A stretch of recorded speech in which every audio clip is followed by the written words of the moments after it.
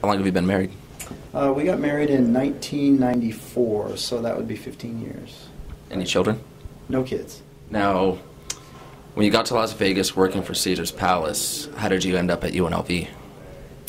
Well, I never intended to stay with the casino industry. The dot-com bust occurred in 2000, 2001, so the bottom fell out of IT positions, really. And I ended up staying at the casinos longer than I intended, but I did make connections through local computer users and groups in town here, to the point where an acquaintance emailed me while I was at, it was Park Place Entertainment at the time. He emailed me, he said, I work for a consulting company here in town. They were called Arcata. They've been around since the 70s, a defense contractor, and they've remained private all these years. He said, I work for Arcata. We've got an IT advisor position for the federal government in Boulder City. I think you'd be perfect for it. So I interviewed with him. That worked out great. I was with them for a year as a contractor, a little bit less than a year. They wanted to hire me as a full-time employee. To make a long story short, they're having trouble hiring me through the government competitive hiring programs. And they couldn't write the application specifically for me due to other procurement requirements. So the HR director told them if Mike was a student, you could hire him after he gets his degree non-competitively. In other words, they just say, Mike, here's your job. So that's how I came to the MBA program, the executive MBA program here. And the federal government was very generous. They sponsored the program. So I was having lunch with the MBA recruiter on campus here, Lisa Davis, and she started talking about how much she loved working here and the benefits and so forth. And I looked at my wife and I said, I don't know what I'm waiting for. So I just started bombarding all the IT jobs open on campus. And this one, I thought it was a long shot because it was storage network engineer, and I was more of a generalist, networking and system admin. I've been running a team in Boulder City, not really doing the hands-on stuff. So Mike is so important to our department right now. Mike's addition to journalism and media studies was really essential for us going forward, because with all of our new equipment and everything, because everything is so heavily dependent on the servers and everything like that, we need him to help guide us through that. Now, what's something about Mike that's pretty interesting that we wouldn't know about him? Something about Mike that's interesting, you may know it, he has a wonderful sense of humor. He's a really fun coworker. He's great to be around. He is so positive and helpful, but really it's his sense of humor. I actually was telling other positions on campus that I think I was going to take the Hank Greenspun job if it was offered to me. So that's how, a long way around, that's how I ended up here. Now, networking, engineering, for a lot of people, as soon as you say those words, they're like, that's way over my head. I don't understand it. Explain to the journalism students here at UNLV how important your job is and what your position means to us with the new media facilities we have here on campus. Well, networking in general sense is the systems that allow your computers to access the internet, access printers, any services, printing, or any connections beyond your computer is networking. And there's a lot of expensive equipment that exists between your computer, the campus IT group, and the internet, and companies in between. Millions of dollars of equipment. So that's basically networking.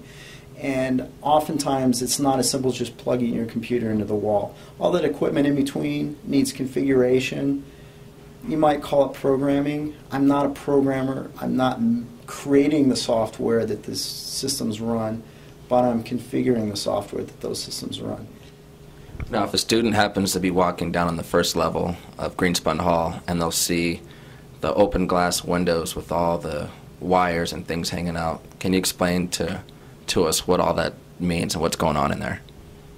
Well, most of the cable you see in there relates to video cables that are carrying video signals and audio signals between our studios and production areas back to the systems that process and route those signals elsewhere.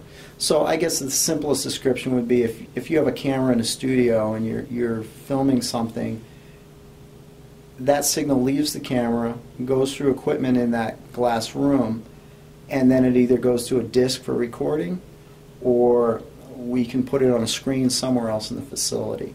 Now that's all the TV stuff. There's a lot of green cabling you see in there, which is actually the computer network cabling plant. All the cable in this building is referred to as a cable plant.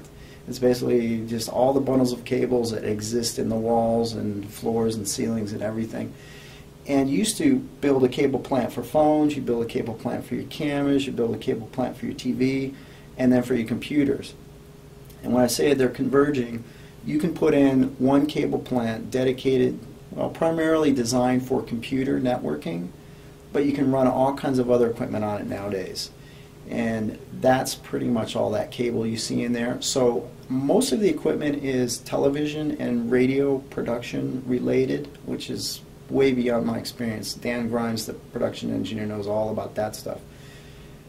There's about 3 or 4 racks in there that have networking equipment that I'm responsible for.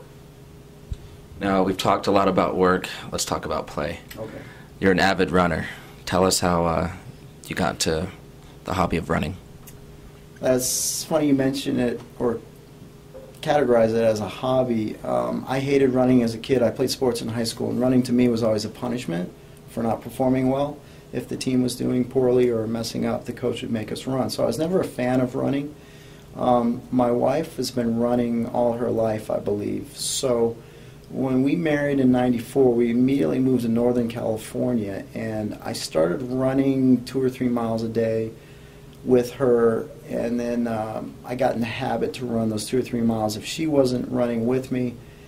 And then we ran the Beta Breakers in San Francisco a couple times, which is a goofy, fun race. It's 7.5 miles, but it's a blast. It's like a big party.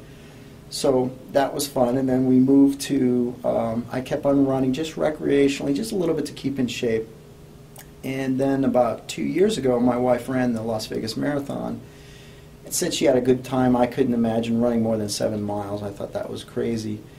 And the next year around, she said, you should start running with our club. It's called, it's got different names, Las Vegas in Motion. I don't know what the current name is, but we get together on Sunday mornings specifically to train for the Las Vegas Marathon. So they give you a training schedule, a daily training schedule that you follow on your own during the week, and then you meet with the group on Sunday morning to run the big runs. This weekend we're running 22 miles to get ready for the marathon. So it's not something I enjoy. I fully intended to retire from my first marathon last year, but the organizer of that marathon was running out of money, and apparently it wasn't a very fun marathon from experienced marathoners. So the Rock and Roll company bought it this year. It's expected to be a lot more fun this year, so I thought I need to run one more marathon in Las Vegas, and then I'll just maybe do half marathons. I still don't enjoy it, but I get up every morning and do it. It's more of a habit than a hobby now, and hopefully my legs will hold out. Thank you for your time. Thank you. For Journalism 486, I'm Michael S. Jackson.